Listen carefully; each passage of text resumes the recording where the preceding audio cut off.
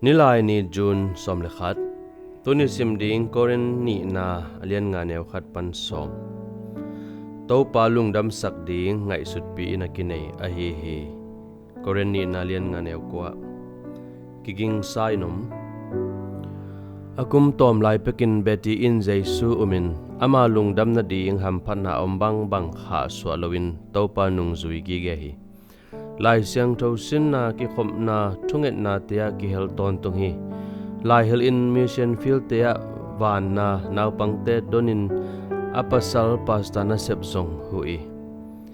pasien mi te to ki khol lim nuam sama ma hi kum zalani phata a pasien lungkim na ding a hi le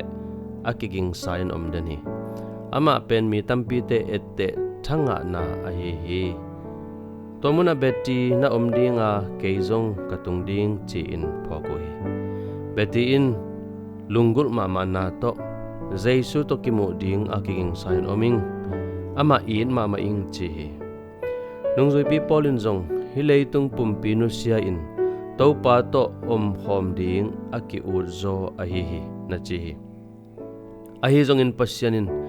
polpi tampi tha apiak na ding in ase na zong polin thei gi ge hi tomanin mu na to hilo na to nung ta in pasyan na sem hi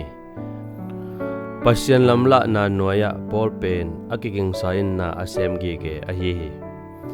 kumbang za na pha a bang na chi zong in Chris alung kim sak lungtang ine na dingin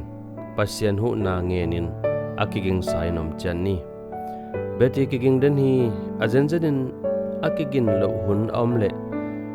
Jesu to mai tang kimukhin ta chi na hiding hi